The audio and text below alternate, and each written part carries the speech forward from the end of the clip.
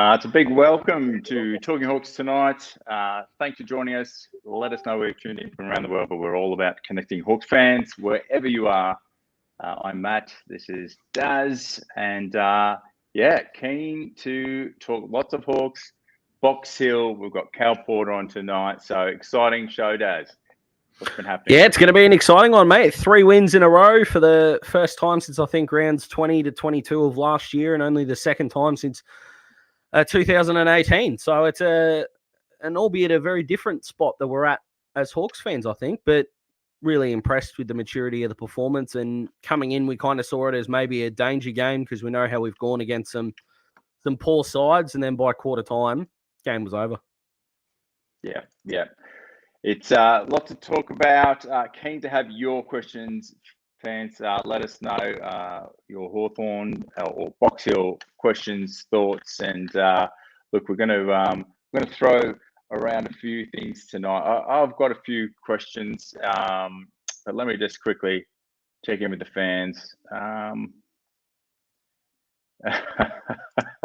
Have to have a little laugh at that one, Tommy.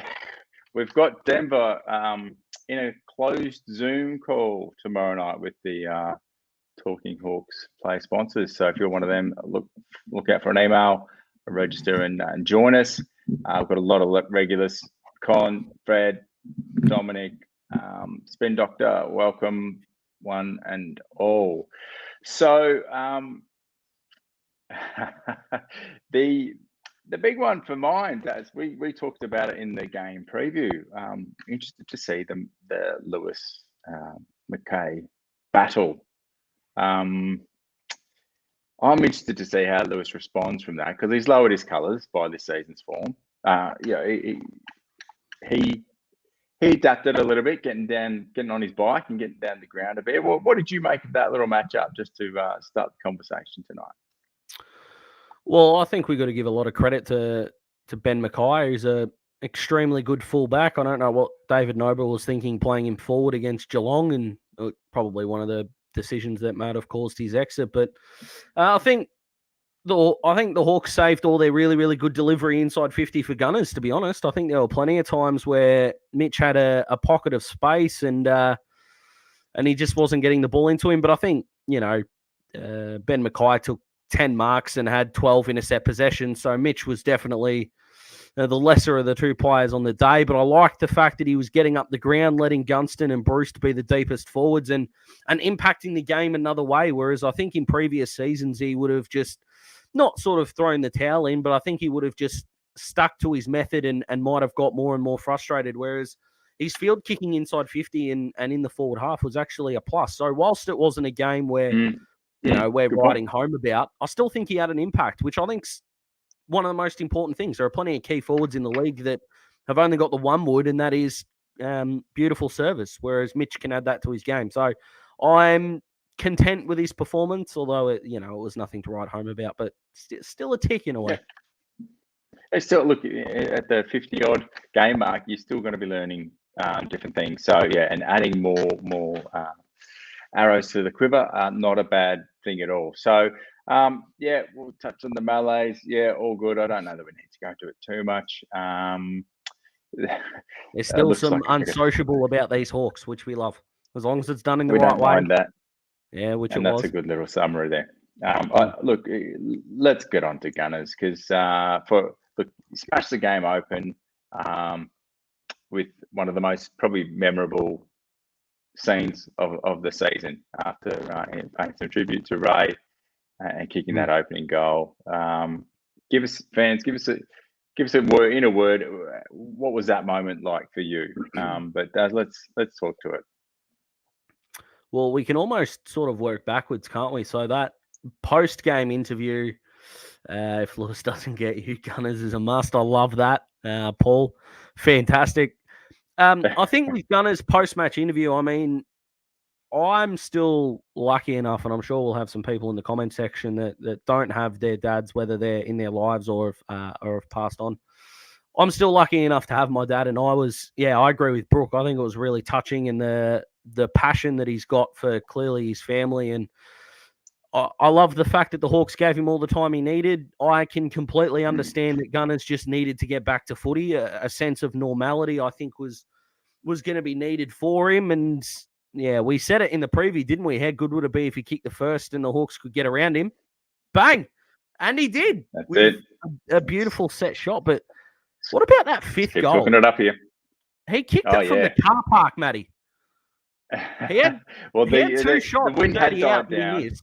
And he just, That was against the wind too. That was extraordinary. If it wasn't for Jamie Elliott, we'd probably call that the set shot of the year.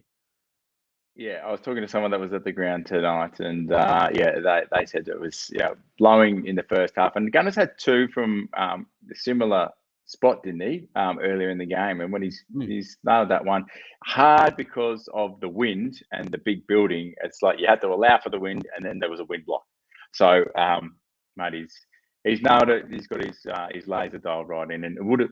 Geez, he probably could have kicked 7 or 8. But if he hadn't really dialed in, I was very impressed.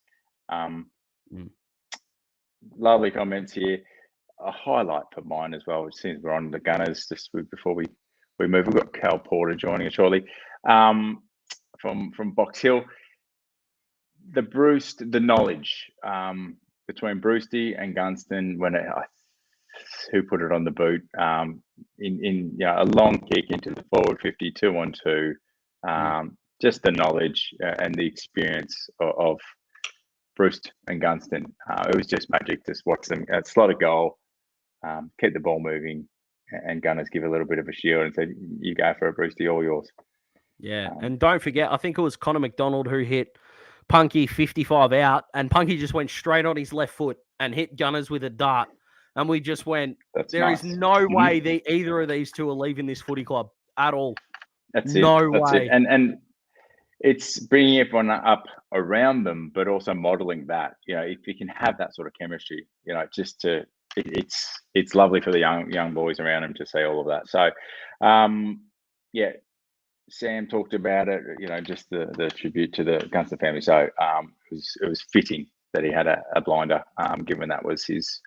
I like how Derm talked about it, just being that place on the footy field where it's just I can't remember the word Derm used, but it was just he was at home out there, and it was good just to help have a big game and do lovely tribute. So done. Darren, spot on. What did you make of it? Straight out of the gates, it was business time. Does give us your thoughts on the first quarter, because it was very, very impressive. Well, I can remember back to 2001 when Sean Wren won the toss at Tassie and kicked against the wind against Adelaide, and it basically cost us the game. So knowing that we had the wind was an outstanding start. 10 out of 10 would recommend every single time. But what was impressive, I think, is the way that our defenders adjusted sort of at that half-forward area. I think we had 7 intercept marks in that first quarter. I think 3 of them were to Scrimshaw as well. And the reason was we were just playing in front, which is the right thing to do when the other team's kicking against the wind. Balls are going to fall short. And then once we won the clearance, good luck. We kicked 8-6 from clearance. Number 1 in the competition this round. Yes, it was against North. No, I don't care, because let's face it, we're a rebuilding side with upside. We need to take all the positives that we can. We've sat here in reviews, Matty, and talked about poor performances. So we've had a good one. We're going to soak it in. So, yep. I was really impressed with the way we were able to separate from stoppage. I was really impressed with Ned Reeves's first quarter. The big ruckman launching one scoreboard. 50. Yeah, absolutely. Yes. And that big bomb near the end. And I'll tell you what, there's a bloke wearing the number 44 jumper. That's just going to continue to amaze us for a decade. Don't mind him. Longer. Like, two guys in this game had 30 touches and kicked 2. The other bloke was a pick 4, and he came out of the mid-season draft. I love this kid. Incredible. He's so good. 9 clearances as well. Jecker equals Mew. Oh, there we go. That might be something to ask Cal Porter, considering Jecker's just made his way down back. Seeing a few little... Sorry, I was trigger happy there. I was looking at that one, and it's jumped the gun. Jack in the Box. It's phenomenal. I do like seeing McAvoy being able to free up. I think Mitchell talked about that as well. Reeves, just have some time down forward, big fella. I just like that they didn't have to kick it on his head. There was that one that was it was Finn McGuinness to Reeves on the lead, and he had not just a gallop for a man his size. He was actually going at the ball nicely. It was well delivered. So lovely to see. And if you can get a ruckman that's having an impact in the middle, even his tap work, I was liking a few more of where he was putting it to our mids. So lots to like. We only had 25 hitouts, and yet we kicked 54 points from stoppage. It's probably a testament to how bad North are, let's be honest. But half of that, and whether you've been a fan or a detractor of his, half of the reason for that, Finn McGuinness. I didn't see why he would need to go to Simpkin, like through the game preview. I'm not going to hide from that opinion. I still don't really get it. However, Simpkin had 5 touches at the 24th minute mark of the first quarter. Only one of them was effective. And for the last 102 minutes, he had 9 touches. 9. Yeah. Yep. It's phenomenal what he's doing and how he's that craft, and he's starting to back it up week in, week out. And some, I think you shared what was in our group, the stats, and there's been some phenomenal tagging roles that he's played, and the plays that he was given the week prior, he's really brought them down a notch or two in terms of their average disposals and obviously the impact. So even when they're getting their hands on it, he's on the hammer, which is nice to see. So well done, Finn. I'm going to throw to the fans here a little bit. Here we go. I like this one from Fender. Do you reckon there's a bit of a bit of game on now? Because we've had Duke, we've had Sicily, and now we've had Hardwick. They're all getting the legs out just to show them off and see what they can do with a bit of distance. I'll tell you what, if you're putting James Sicily in a second in a field kicking competition, it's a hell of a compliment to the bloke coming first. Unbelievable. Going into round 19, Sis was rated 3rd by Champion Data for his field kicking. Now, that takes into consideration how long your kicks are and average of meters gained per disposal. So it's an algorithm that, obviously Champion Data have done. I don't know where Dimmer sits in that ranking, Hawks fans, but I think Sis has dropped down to 5th now. He had 5 turnovers on the weekend, and I think 4 of them were short kicks. So, but, Dimmer, we said he went straight to Zerha. I know it wasn't really a stop tag type of situation, but Zerha was invisible. And if we're going to kind of pat ourselves on the back for being right, Matt, you and I nailed it. Yep. Thanks, Dimmer. Making us look good. Love it. He's gone very well. What do we got? We got from the fans here. Yeah, it is nice to see them coming along. And C-Mac, I tell you what I like about C-Mac. Jai's got a bit of this in him too, Nuke. When they get that ball, it's not that it's a super, super tight turning circle, but they're quick just to make that decision and turn, and it's a 180, and then it's a really nice boot. It's like they've got that golf, they've got that drive route, and it's just bang. And that's going to catch so many teams off guard for so many years to come because they've just got that instinct. Is he the cleanest user of a footy for a first-year player we've had since Cyril? He's right up there. For me, it's yes. Not taking into consideration guys that we've brought in and that being their first year. Guys we've drafted, you're thinking of your Will Day, Ryan Burton when we had him, both fantastically clean with the footy. This kid gets the ball and we relax as Hawks fans because we know something's going to happen with it. It's extraordinary. I know 16 touches, it might not sound that inspiring on the page, but you got to remember, Darcy Parish started his career on a half-forward flank and he wasn't doing it well, and then he went into the midfield. C-Mac is playing this role extremely well and using the ball well. Didn't hit the scoreboard on the weekend, still had his score involvements. I love this kid. This draft haul is looking better and better by the week. He's gone at 81% disposal efficiency for the weekend just gone. But yeah, look, it's a fair claim. I can't think of anybody that probably right now is superseding that. So maybe the fans have got A few thoughts. Yeah, but, Burton's probably the biggest rival. Oh, yeah, Fred, I'm with you. Good call. But yeah, love it. Love seeing it. So I know we'll get to our top five, and I want to talk on a few things. But you touched on Giant. I sort of glossed over. I have to go back. To that mark. Zeebel's not a small man. Oh, look, he's maybe smaller in stature, but he's strong. And they both, the brutes in the air, there was only eyes for the ball from both of them. And to see Jai go up and get that and bring it down and then finish it, it makes, I think, many Hawks fans salivate. So, I think Zeeble looked at it and went, I'll try and mark it. And Jai went up going, I'm marking it. Good luck stopping me. And he had no chance. Well, probably 9 times out of 10, Zeeble comes down with that, doesn't he? Yeah. He goes anyway. Loved it. He's an immovable force. I think Zeeble's a good player. So, what else did we like? I think, how many? Nashi. I liked Nashi's game. I didn't check his stats before we got on, but do you know off the top of your head tackles there? 18, mostly handball. He only got 3. All right, surprised me there. Sorry. Are we? I was ready to talk him up there.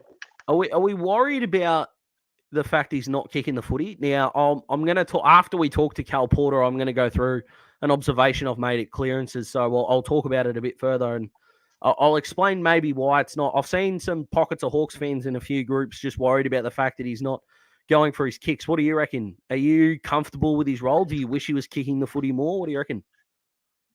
I think he's still adapting to that 360 aspect in the time and space. So I'm really comfortable if he wants to get. I think it's more of a role focus. So I think he's looking first for that distribution, and so I think that's a role based thing. You're only going to get better by doing it in game with game pressure, game pace. So I know they can do all the simulations at training, and all right, you've got to win it. You've got the clock's on. There's this many points, or defending it. There's times where he's kicked under pressure and whatnot, maybe earlier even this year, and you're just like, he's doing a lot and left it a little bit wanting for mine. But disposal efficiency, I think as a team we want to see more of it. So I'm happy if that's probably going to give him a better outcome, or the team a better outcome. Yeah, don't mind it. Sorry, a bit of a ramble. No, you're right. No worries. I wasn't unimpressed with what I saw. He seems to be in that handball first mindset, which again isn't a bad thing as long as you're handballing it to the blokes in space. I mean, look at Tom Mitchell, for crying out loud. He was bloody outstanding. Probably the best game I've seen him play for 2 years. Hey, Dad, can I give you the fans for a moment? I'm just going to see if we can help Cal. No worries. All yours. All right, just a sec. Awesome. Hi, fans.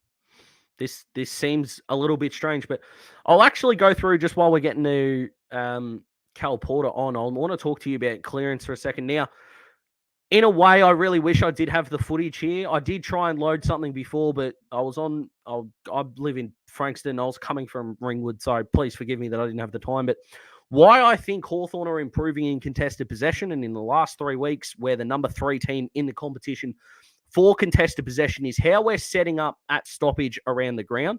So even though we're not winning center clearances, we are winning stoppage clearances. And I kind of want to go through why as something that you can pick up on when we play St Kilda this week, because with the likes of Jack Steele and Brad Crouch, we're going to need to hold some sort of ascendancy going into it. So how the Hawks are setting up is, I'm calling it the 3Fs. So let me explain. So when the ball is thrown in, we have players at the feet, at the feed, and at the float. So I'll go through those really quickly. So the feet is the guy closest to the ruckman. Now, usually this is Connor Nash, which is why I asked Matt, did he have a problem with the handballing? And for me, I don't. But if you watch the commentary, you'll know that Connor Nash is 197 centimeters, because that's all Dermy could talk about. So he's going to be the closest player to the ruckman to ensure that we're not going to get away. We've then got the feeder. That's your Tom Mitchell and your Jai Newcomb. These are the guys that are getting the ball out of stoppage and hoping to use it. therefore you have the float, and this is the guy furthest back from the stoppage, usually a Josh Ward. And what he's doing is going from contest to contest. He's following the ball. It's going to be unlikely that he's winning the clearance, but using his tank, he's going to create an extra at the next stoppage. So keep an eye on that throughout next week. It's going to be a way that we can beat St Kilda, and hopefully Finn tags Jack Sinclair, but more about that in the preview. How we going, Matty? Yep, good. I think Cal is on his way. A little bit of sorting there. I sound what you were just saying. I feel like I've missed something. I'm going to have to go back and watch that. But the new footy vernacular, mate. There's probably going to be a better scientific name for it, but I think, we've talked about that we can see what Sam Mitchell is trying to do with the game plan, and we knew that it started defense first, scoring heavily. We've seen all that, but we knew we had to fix it up at stoppage. We've had this 3-week block of poor opponents, and it's worked to fruition really, really well. So, yeah, certainly keep an eye on it this week and see if it holds up. Absolutely. All right. Well, everyone, thanks for hanging about. So pleased to welcome to the Talking Hawks tribe, Cal Poise Porter. Cal, welcome, mate. How are you going? Yeah, g'day, guys. Going well. How are you? Thanks for having me. No, mate, not going as well. Not as well as you on the weekend, mate. We've had some reports of 45 disposals. My stats say 41. I'm giving you 45 because it's the highest number. Yeah. Well, I'm giving him a new nickname, Poise. Hold on. Poise might not stick, but some fans may or might not know that. It does just stole all the thunder. But sorry, mate. I don't know. If you haven't seen this game, not just poise when he's got the ball, but leather poisoning. You choose the term you want for this fella, but get back and watch a replay if at all possible, because you, sir, put on an absolute show. So well done on yesterday's game. Pantsed the Northern Bullants. So, and you're a big part of that. Well done. Yeah, no, thanks very much. How quickly into the game, Cal, did you realise that everything was starting to go your way? Because contrary to popular belief at any standard, you can't have a bad 40 disposal game. How quickly into it did you realise I'm on here?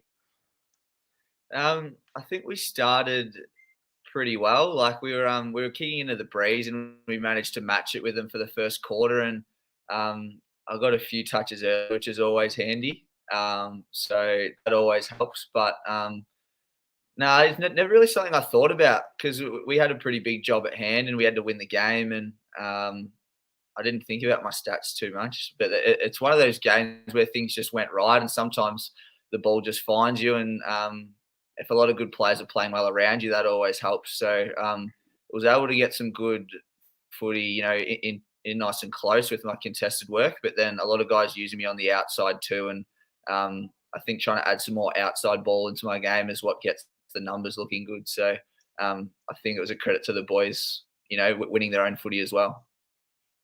Way too humble. Yeah, you clearly we haven't given him the memo. We'll keep the pump ups coming your way, but the fans will. There's a few of them very happy to see you, mate. And Callum is a beast, says Tom. Look, the compliments should keep flowing, but a couple of years with Box Hill now. You're in the leadership group. Originally officer, Gives That Power, the Doggies for 3 years, drafted. Major cameo, but you're really plying your trade very well as a midfielder. And now the Hawks this season. I'm curious, across the season, what have been your goals personally, or has there been a focus that has been put to you to really try and stamp yourself this season in the competition? It's a good question. I hadn't really thought too much about individual goals. Like, I was rapt to be in the leadership group this year, as you spoke about, and I've taken more of a role this year of mentoring a lot of our young players coming through, and we've got a lot of talented young Box Hill players coming through. So I had a goal of developing my leadership, and even throughout the pre-season, I had a goal of getting in the leadership group. So I was able to achieve that, which was awesome. So I'm just trying to be a better leader and just really enjoy my footy.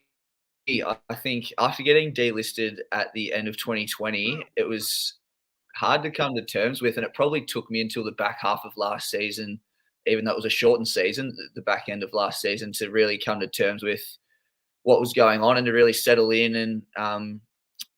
And that probably took a little longer than I would have expected. But then I think I had some great form in the second half of last year, and I definitely had goals to carry that on this year, which has been great. And I've had a couple of standout games. I think even if I look back at some of my form when I was at Footscray in the VFL, and with the Bulldogs being able to make my AFL debut, I was playing a high level of footy. But I think some of my games this year have been a level above that again, which has been really pleasing. So, yeah, in terms of individual goals, not too much, like just trying to be a great person around the club and really invest in Box Hill as a footy club, which maybe I didn't do as well as I would have liked last year. It took me a bit of time to settle in. And then now that I've got that done, just try and win some games and be a good leader and make it an enjoyable place to be around.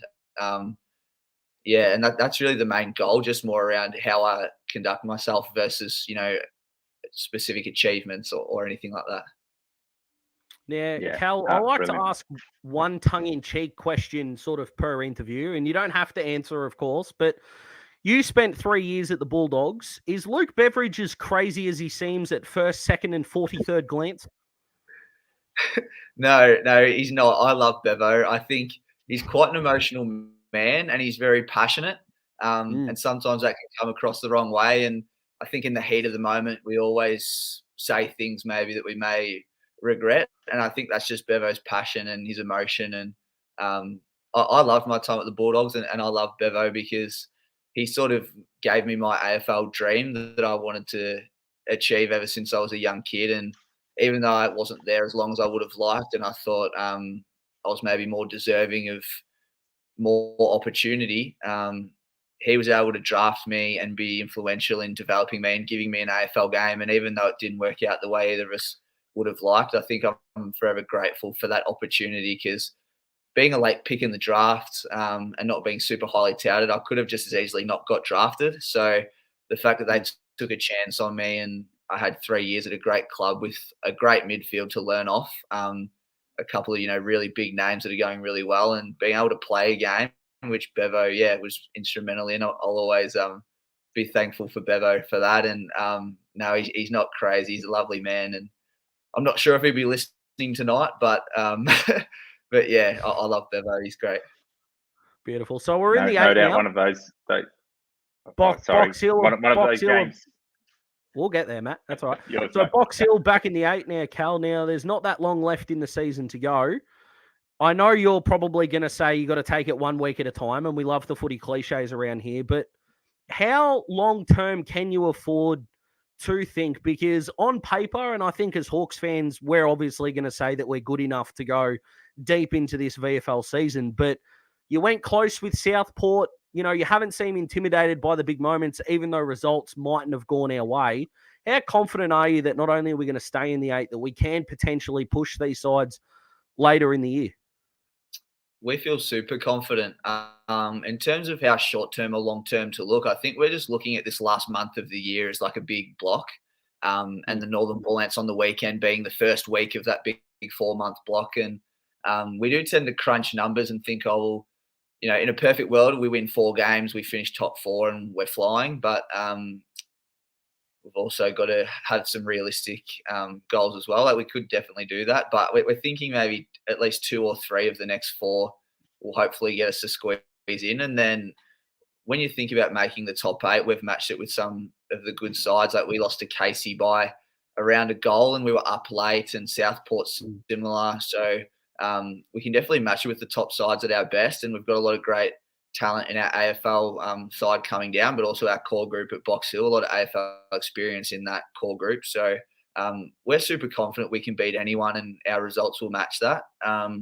We just have to get in the 8 to start with and give ourselves a chance, and we know that with finals footy experience and that really pays off. So anything can happen, but we're just looking at this next month, and we think maybe 3 out of 4 will get us in. And in a perfect world, 4 out of 4 and a lot of momentum would do us the world of good as well.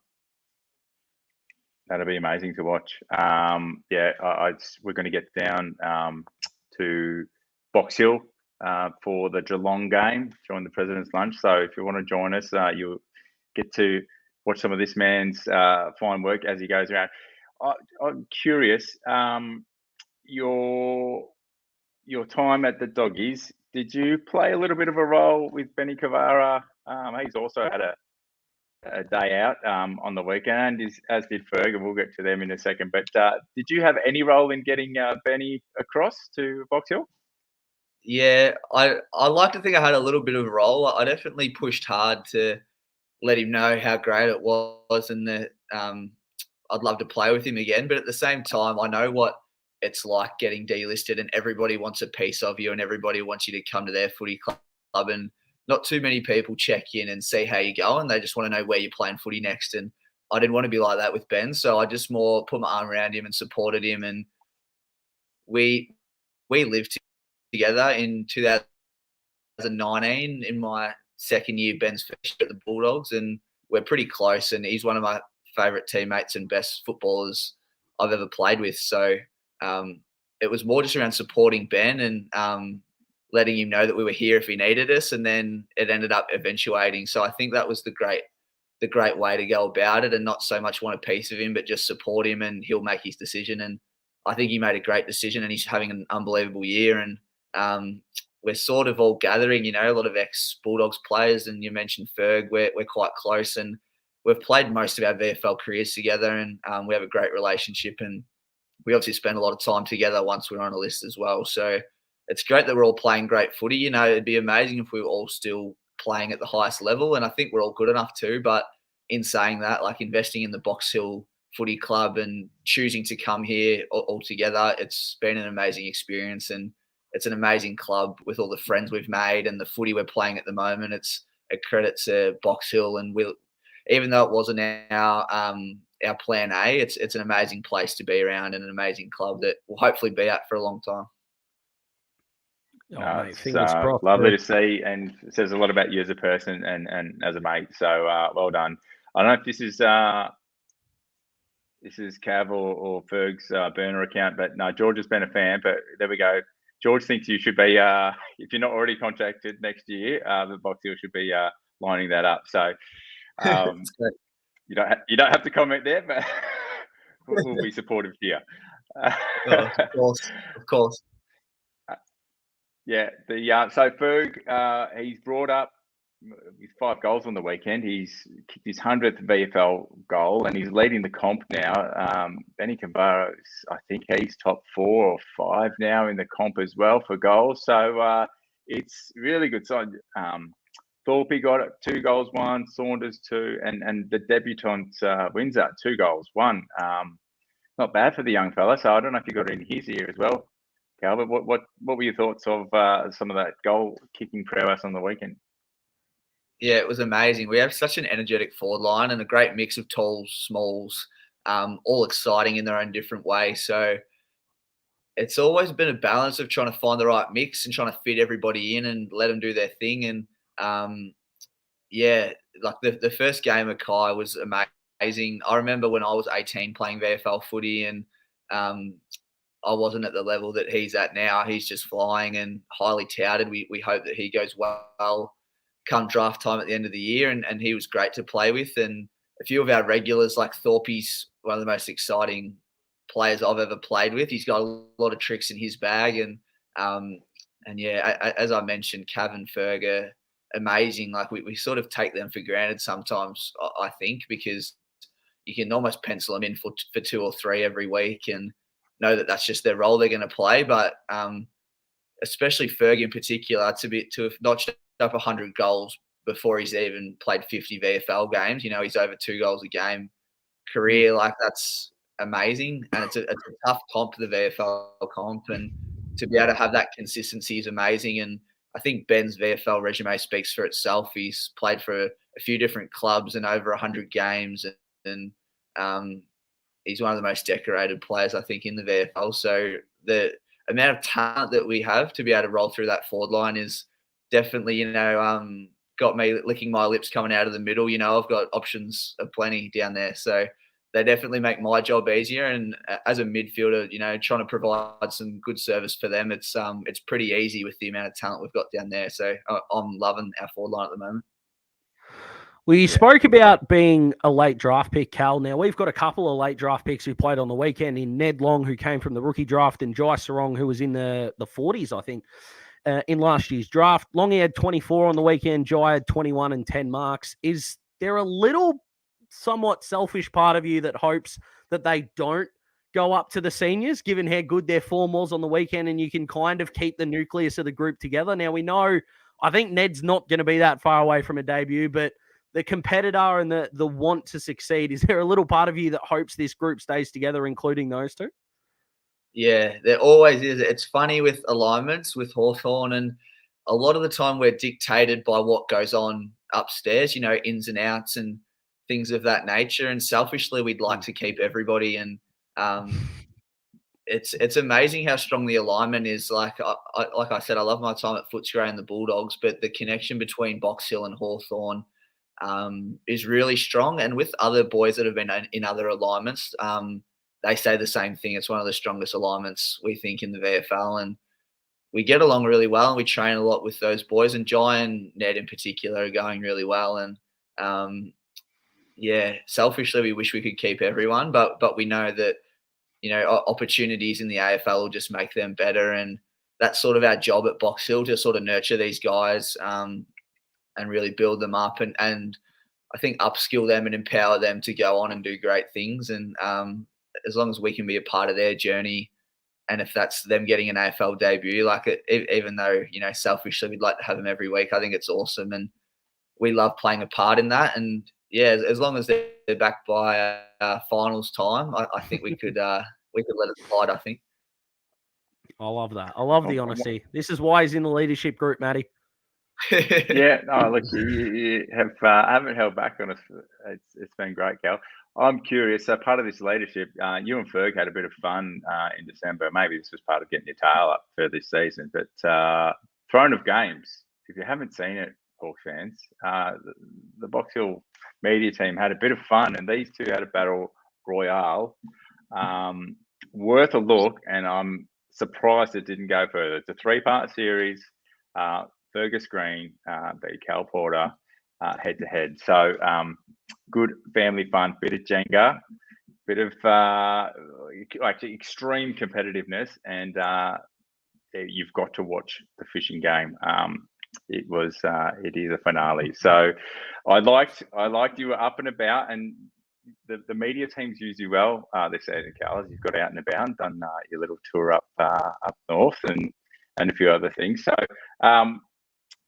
doing this, is there much, how is the atmosphere? It seems pretty playful and pretty light at times, and I know it's serious and you're all competitive, but it just seems like a really good blend. How is it around the clubs behind the scenes? Yeah, it's great. And our media and Sean are just a star. And he has so many funny references and funny content ideas, and he's the full package. He's actually just started a podcast. We were talking cliches before. It's called 1 Week at a Time. So I'll give the box a bit of a shout out. So that's Shorty's name that he's come up with, and he's a genius. And he often leans on me and Fergus in particular for a bit of content. I think it's just because we're a bit light-hearted by nature and quite jovial, and we're sort of sometimes perhaps too willing to get behind the camera for him. And the boys definitely let us know about that. So we get around Shawnee a lot. And the amount of content you guys get to see is great. And then even the behind-the-scenes stuff with our connection, it's always been building. And I'm not sure if it's just me personally being my second year at the club a little bit more comfortable, but I found this year in particular under Clint Proctor, he's just really empowered us with our relationships and our connection. And that's one of his one-woods, and that's one of his real strengths as a coach. So I think we're really flourishing under Proc in that space. And the vibes are great. I really look forward to coming in on a Tuesday and a Thursday and game days, what we live for. So it's all been super enjoyable, and it's a great environment to be around. And then the little gems of content that Shawnee produces that I suppose you guys get to see. That's a lot of fun too, and a lot of that fun's continued behind the scenes as well. Yeah. If I can steal the last question, Daz. No, go for it, mate. I'm loving Maxi Lynch. He's had 23 hit outs from one side of 34 for the Hawks, Box Hill Hawks, 24 for the Bullants. So he's got on top of the day. It's not that Ramsden and others as well got in there. But how have you found Lynch coming in and I guess being on the receiving end of some of that? How's the chemistry with Maxi and your group, your midfield group? Yeah, the chemistry's great, and he's just added another layer to our side. We had some depleted ruck stocks early on in the year, and then we had Dave Brinker-Ritchie come in, a young fella from Gippsland who, for a 19-year-old, is a big man and was competing really well. And then in the back half of the year, we've had the luxury of Maxi. So as a midfielder, I tend to stick close to the ruckman. You know that the ruckman should be your best friend, in my opinion. They're the one who hits you the ball, and we can make each other look good. We sort of have a bit of an agreement going on. So Lynchy's great. The connection's awesome. He's really bought into the Box Hill program, and I think that's a theme around all our Hawthorn guys. Like coming back to Box Hill, as a realist, it's probably not where they want to be. They want to be playing AFL footy. But he's really bought into our culture, which has helped our connection. And I think he's just a really talented ruckman and similar. It's similar in a way. I think he's had a great experience at Collingwood and was maybe deprived of opportunity, but got to learn off Grundy, Cox, some really, A-grade ruckman. And you can tell that they've had a big part to play in his development. And he's just a really good ruckman and he competes really well. He's tough. And he's a really funny guy and a really enjoyable guy to be around too. So, Lynchy's the best. I hope we can qualify him for finals and keep him around too, selfishly. It's a bit of a theme going on. But, Maxi's great. I love him. And he's a great ruckman and he makes me look good at times. Mate, you stay close to them, mate. If you want to chalk up 40 plus positives any week, then you're doing a good job with the chemistry behind the scenes. So, Cal Porter, I don't know if Poise will stick, but I like it as a nickname for you. So Poison or the Poise with the ball, I don't mind. Keep racking up that leather poisoning rate. And we wish you all the best for the next few weeks. And we'll get down to City Oval and cheer you boys on. So thanks for joining us tonight. And hope we can have you back again sometime. Yeah. Awesome, guys. Go the Hawks. Thanks very much. Thanks, Cal. Appreciate it. Cheers. Oh, I bumped him. Awesome. Love getting the behind the scenes. Love hearing the quality individuals and the way they're going about it. To integrate young players and new coach and I think from the top down and even some of the officials and whatnot behind the scenes with Box Hill, it's an absolute delight that the Hawks are aligned with Box Hill and have had that history. So we're pretty spoiled. We've gone a lot longer than we thought, but it was great having your a chat. top five, Matty, and then we're just about done, I reckon. All right, mate. So before we do, we've got a couple of things for play sponsors. You will get an invite to join us at the MCG or May, if you're interested and available, with some of the players that we sponsor. It'll be MCG next Tuesday night. So keep an eye on it. Check your spam folders if you haven't seen the email, but we'll try and reach you. And it's not too late to get involved. Go to talkinghawks.com, check out the player sponsor. If you are keen to come along to the Box Hill President's Lunch with us for one pretty large, if you can part with that, you can become part of the player sponsorship group and you'll get a guaranteed ticket to the President's Lunch to sit with some of us. And that's coming up. We'll give you the dates, but it's when Box Hill plays Geelong. So my top five. Okay. As always, a few honourable mentions, but tight on time. So I'm going to go Hardwick 5, fifth. I don't mind it. I'm going to go, I got Titch 4.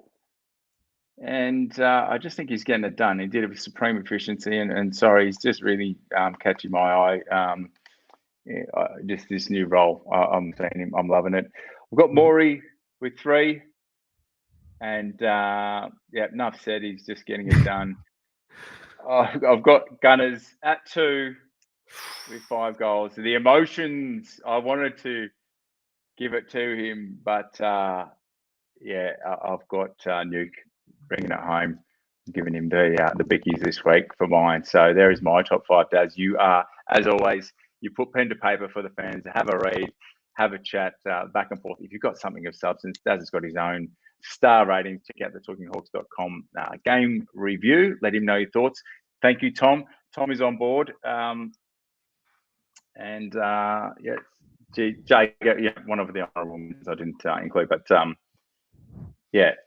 thank you. So we will have the game preview this coming Thursday. We've got Denver tomorrow night. For those that are in the Player Syndicate group, you can get involved for as little as $50, and you will be involved. We are hoping to get some dollars, more dollars in, so we can get behind an AFLW player for the Hawks. So as these votes keep coming in, thank you. Brooke is all over this. Thanks, mate. We've got some Hall of Fame dinner images to come out shortly as well from John. So looking forward to sharing those, and you will see some amazing Hawthorn royalty that comes as part of being part of the player sponsor group. So on that, any parting thoughts, Daz, as we wrap it? No, I appreciate everyone sticking around. Cal Porter was fantastic, 3 in a row, and oh boy, do we have a winnable game coming this week. And I feel like most of the preview can just be don't do what we did last time, but there's a bit more to it than that. So I hope you can all join us. Make sure you subscribe on YouTube, follow us on Twitter, and I hope you enjoy the rest of your week, Hawks fans. This is going to be one to save you, even if the opposition wasn't as highly as we thought, but we can't control that. All we can control is the performance. The performance was outstanding. Well said. All right, fans. Thanks. We'll catch you again soon. Take care.